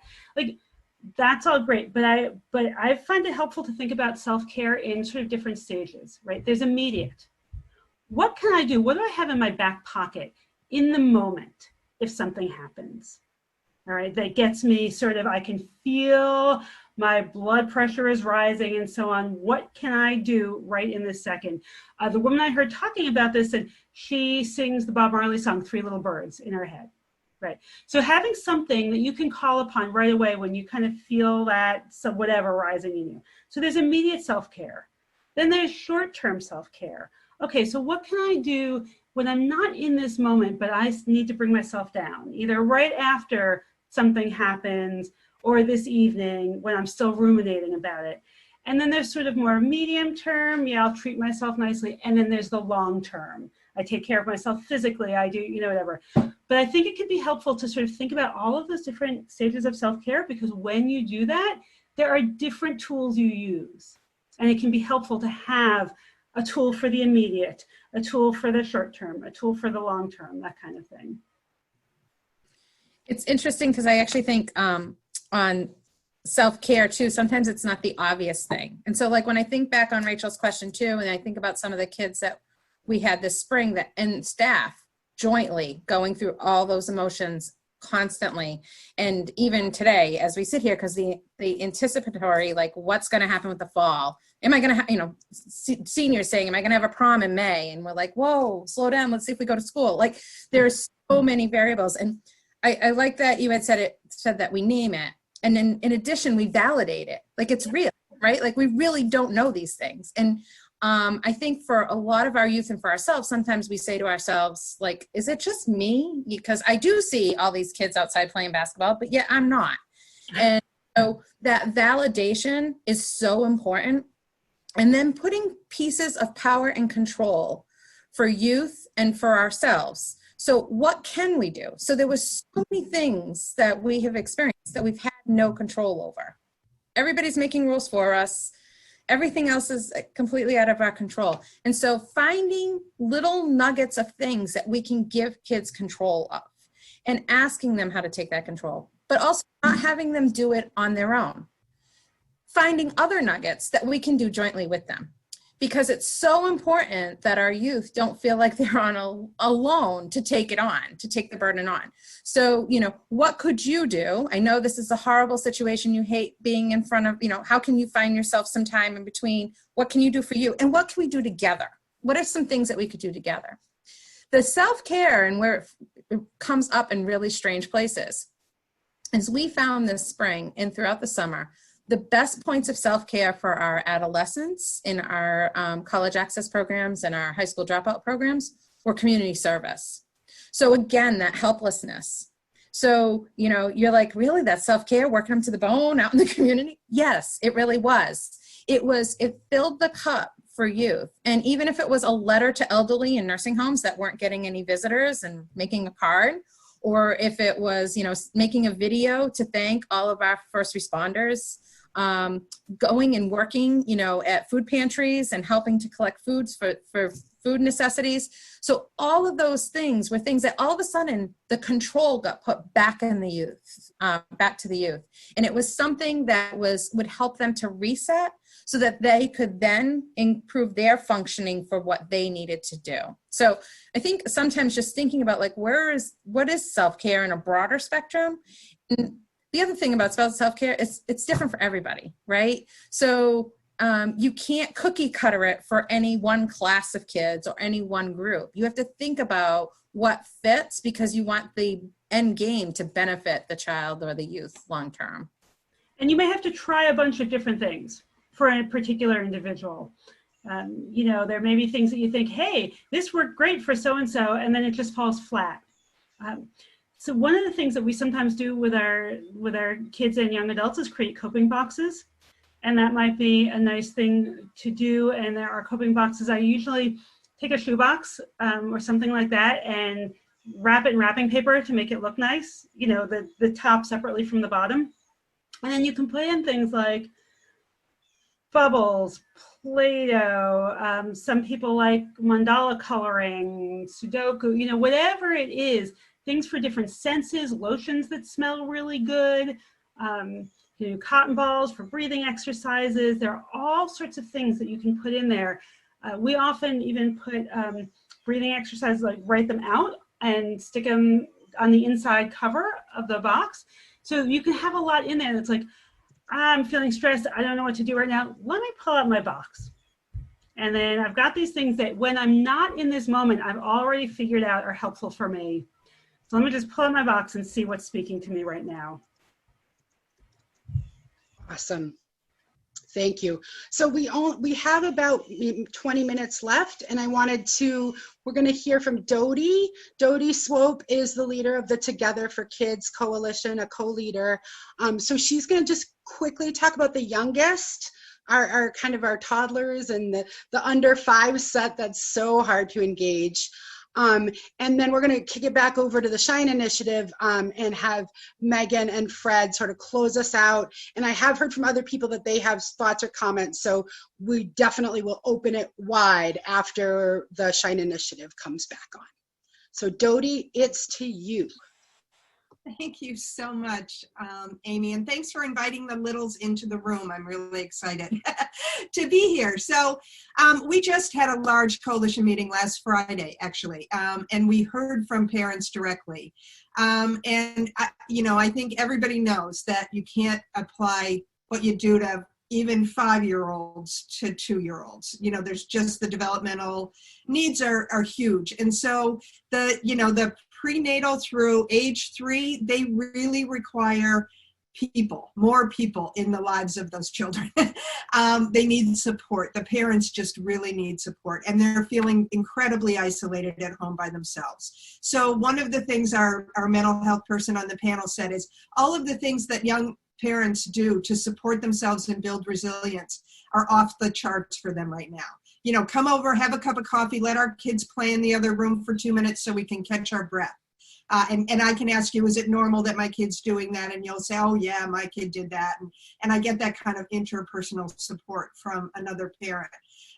That's really hard. And not being able to go to playgrounds and let your kid just go run with other children. All of those things, it's like, and how do you explain to a 3-year-old, you can't touch somebody else, that's not safe, right? So those challenges are very real and very immediate. I did get a chance to hear a talk by Jane Singer, who was wonderful. And she said, give children, it really echoes everything that all of you have said, give children some way to manage the experience. So if you can't run up to the neighbor and hug and kiss them, what's your welcome dance or what's your hello dance to that neighbor? You know, how do you do that? Do you make a sign and put it up in the window and say, hey, I miss you and I really love you, or whatever it is that your young child wants to do to not say you can't communicate, but to find a way to communicate safely, really important. And really challenging. The other thing Jane said that I loved, she said, free play is children's best exercise. And I think we need to remember that when you have young children at home, that sometimes you just feel like, oh my gosh, I don't know how to keep them occupied anymore. They know how to do that. Give them the right tools and they will do it. I have a 3-year-old grandson, And we just rotate the toys through so it's something new. Like we hide the trains for half the week and then we bring them out and it's like, the trains, I miss them. But if they're there all the time, it can kind of get to be drudgery. So those are just a couple of things. But I also think parents really need a break, and childcare is in a real crisis right now. So I would be hesitant. I mean, I would be neglectful not to say we have a huge issue in the amount of early education and care slots in this community. That's a problem we're all going to have to manage, whether we're parents, business owners, or parents of young children. That's got to get fixed. There's just not enough places for these children to be, and they cannot be unsupervised. So, we're raising the alarm bells about that. But parents need support in really little ways too. Like, could you just come over so I could take a shower or do the dishes or, and a lot of these moms, we have one mom who's got twin toddlers and an 8-year-old, and she's trying to be a full-time social worker from the other side of a computer. It's impossible what we're asking her to do, and she's doing it with such grace and aplomb. It's amazing. But we can't ask people to keep doing this for so long. So we absolutely have to solve the early education and care, and parents just need support. A lot of families, I think it's been mentioned here, need help with like, how do I do that Google thing? How do I get into that program? How do I, they just need support in that way, and it needs to be more person to person. That was like 5 minutes of a lot, Amy, but thank you for letting me weigh in. It was great, Dodie. Just even thinking about different age groups, I think is important for all of us right now. Thank you. And so I guess we can turn it back over to Fred and Megan to sort of give us some parting thoughts. And then I know there are people that, maybe have some questions that didn't get answered yet. So thanks again to everyone for being here. It's really inspiring to see so many people in our community care enough about this to give up some of their time to share and be here and talk about it. So thanks so much if you have to go before the end. Fred?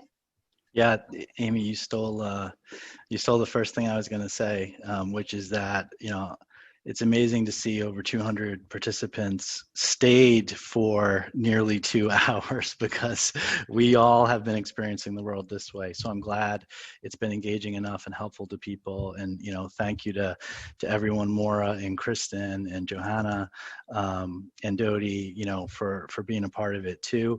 A couple of last, just thoughts as everyone, was talking. Maura brought up, the idea of putting your mask on first. And, that was literally the title of the trainings we were doing, the webinars we were doing in June for educators. And so many of us, and I am guilty of this, and I know so many people, I've known a lot of people on this call, and I've seen you, we will run ourselves into the ground for other people and to support, especially youth, and to support our mini, group of support, our own kind of friends and colleagues. But really, when, if you're on, the metaphor is if you're on the airplane and you're caring for someone who needs your help, if the oxygen masks drop, you put yours on first, because if you pass out, you can't help anyone out. And I think that is true kind of collectively as a community. And we so often wait for that. I've had parents, juggling, single, especially mothers. Shout out to all the moms who do so much of the heavy emotional lifting with all of this. I grew up in a family of 7 kids. So, and my mother has said, I can't imagine how I would have done remote learning for, 7 kids in the house, supported it. But my point is just that, you have to find people who you can be real with right now. And this isn't a time to because of the stigma or what's uncomfortable, sort of shrink from saying, not just to a young person, hey, I'm really worried about that too, to validate and let them not feel alone. But also, there's certain things I'm not going to say to my 11-year-old that I might be carrying around about, worried about my mom who's a cancer survivor. And, gee, she went to the chiropractor last week. What was she thinking? And, and all of a sudden I'm up here, right? I'm not going to run to my 11-year-old and unload that on him, right? And so, finding, overtly, and again, we were talking about being specific with young people, being specific with, the 2 or 3 people that you can kind of feel like anything goes, you know. I was just meeting recently with someone who's, runs a successful insurance business, who's 64 years old. And he said to me, I've struggled with, anxiety and depression my whole life. And I've never in a professional setting said those words to anybody because I was worried what it would do to my business. Right. So he was acknowledging how much his generation, especially the stigma of you just don't talk about this stuff. And then he said, wow, I can't believe I could just say that to you in my office. I've never spoken those words in my office. And I think we all need a little bit more of that. One of my hopeful outcomes and Shine's mission is that through all of this, both adults and young people will be more comfortable saying, I just hit my wall right now. And for us to be able to model that those things are temporary. So many of the teens and middle school kids we talk to, they think if they hit their lowest, that there isn't another side to it, and it's like, so to have adults, to have even other peers, other teens be like, oh, I was there a few months ago too, and here I am, and it may not be perfect, but I'm feeling a little bit better. Here's some things. I think those are all things we can magnify, not just for youth, but certainly for each other. And last thing I would leave with related to that is that the academic falling behind, certainly for Shine, we're less concerned about that, than the social emotional, than people feeling supported. I shared, I have a 5-year-old starting kindergarten and an 11-year-old starting middle school, right, the next couple of weeks, right? So very big transitional moments for young people. And I asked my 11-year-old, I was preparing for this, and he's looking over my shoulder because he always likes to be a little bit grown up. He used to come to U Inc. with me when I was there a few times, and when I was at Dynamy, so he likes to feel like he's part of things. And he said, oh, can I tell them the one thing I would say? I said, sure. And he said, every kid who has a new teacher, that new teacher should record a 5-minute video about the things they like, their favorite movies, and what they did this summer and what they missed this summer. And he said, I want a relationship with my teacher, even if it has to be on the screen. And it just reminded me when I started my youth work at Dynamy 20-something years ago, being taught that, relationship leads to connection, connection leads to trust. So they're not going to be real with you if relationship isn't coming first. So, in real estate, it's location, location, location. In all of this work, it's relationship, relationship, relationship. Period. End of story. So I want to thank everyone for being a part of this. The turnout was beyond what I think we all even expected. So it's so relevant. So thanks a lot for everyone. These warm fuzzies are going to last me a good month. Thank you so much. So I know we're kind of at the end of time and people probably need to get going, but we will open it if there's questions or comments or thoughts. And that was such a beautiful ending, Fred. I love that. Your son really rocked that suggestion. Absolutely. And relationships, good bullet point to take away. Any thoughts, question? Oh, Wendy's book is amazing for little kids. Breathing Makes It Better. If you haven't heard of it, local author, amazing. Somebody's making a video for their Google Classroom. Thank you all so much. Thanks so much for being here. Again, we really appreciate it. We'll share out the recording as soon as Zoom sends it back to us from Zoom land. And feel free to share. Yes, Waramu, please jump in. Come on, feel free to say whatever you had on your mind you wanted to talk about. We'd love to hear from you. Hi everyone. This was overwhelming. It was such a nice conversation. I just wanted to put it out there. I've seen a campaign going on Facebook, which I think echoes everything that was said here today. You see the way we talk about social distancing, it's saying cross that out. It's physical distancing, but social solidarity. So, and this here, right here, the attendance, the talks, the conversations, literally echoes that, because as much as we are keeping apart from each other physically, we should now not, you know, I totally attest to that. It's not about social distancing. We are socially together, but we are physically distanced. And I think that's very strong. And something else also that's very dear to me, and I feel that we should all adapt to, is creating venting spaces, even at your home, in your home. Begin with your children, begin with your siblings, in a manner that you promote conversations, make sure people are venting. And guess what? Some people don't talk, they're extremely like introverted, but just by hearing other people's experiences, the more you do that, the more you're able to let other people know that they're not alone. So creating venting spaces is very crucial. And even in days to come, because as Christine said, it's not just about today, it's also about what's coming. And I personally have a 3-year-old who is going to start Head Start remote learning, and that's all he's going to know. So very profound today. Thank you, everybody. Thank you. That was great. Any other thoughts, comments? I think it's also important when we're talking about those venting spaces to remind yourself that some people just need to physically be present in one of those rather than actually having to say something, even if it's just because they can't. Not just introversion, but sometimes they just don't feel like it's an appropriate area. But just to be able to be around people in that sense can be of a huge benefit.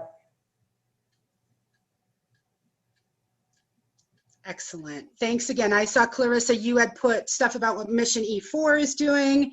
I don't know if you want to quickly jump in and let people know what services you guys have. Yeah, sure. So just kind of like Shine Initiative, Mission E4 isn't clinical when it comes to tackling mental health or behavioral health needs, or when we're working with kids. Our main focus is community development, and we work in Worcester County, but when in Worcester City, we're specifically in the 01605, kind of Great Brook Valley, Lincoln Plaza areas. And so when it comes to working with kids and mental health, we really work to provide sort of a safe space and youth programs for the kids to come to. And we've been doing that probably for the last 10 or 15 years, but it's become over the last few months, we've had our center open 7 days a week since July for open for drop-in times. Kids can just come by and get meals. When they weren't allowed out, we were doing meal distributions to their homes. So we were putting out maybe 1,400 or 1,500 meals, going home to home, and working with the schools on sort of not overlapping with their food distributions. Right now, if folks want to pass on the information for the after-school programs, our center is on Lincoln Street. There's high school age, there's high school groups, middle school groups, and elementary school groups, and we have it, split up for a little bit more geared to whichever age is there at the time. But then the after school is, anybody can come in. And then we have a youth leadership program as well. So any of the kids coming through our programs, if they want to go ahead and take some more responsibility in the programs, kind of like what we were talking about earlier. It's good to take care of yourself, but then also it makes a major difference if you can help somebody turn back around and serve the community. That's a big focus for us on our end. But I put my email in the chat if anybody wants more specifics about, the time or the schedule, and also different food resources, laundry resources, technology resources, things along those lines. Feel free to reach out. Thank you. I didn't see anybody from Boys and Girls Club on, but I know that they've expanded services as well through this. And so many of our community agencies are really stepping up to provide the extra support. We know the school can't do it alone at all. That's way too big of an ask. So it really is going to require all of us to take good care of ourselves first and then take care of all of our community's children. Thanks again for being here. We could probably talk all day, but we'll let people get back to their lives and hope that you've gotten some helpful takeaways. Thank you so much to the Shine Initiative. We're really grateful for the work that you're always doing. You gave us some really hopeful pieces, just thinking about the fact that the stigma of mental illness could be eliminated on the other side of this pandemic is a really good piece of hope to hang on to. Maura, thank you so much for being here from the schools. I know you guys are insanely busy right now. Kristen, Johanna, Waiamu, Dodie, everyone, we're really grateful for all you're doing and that you were here. So thank you all so much.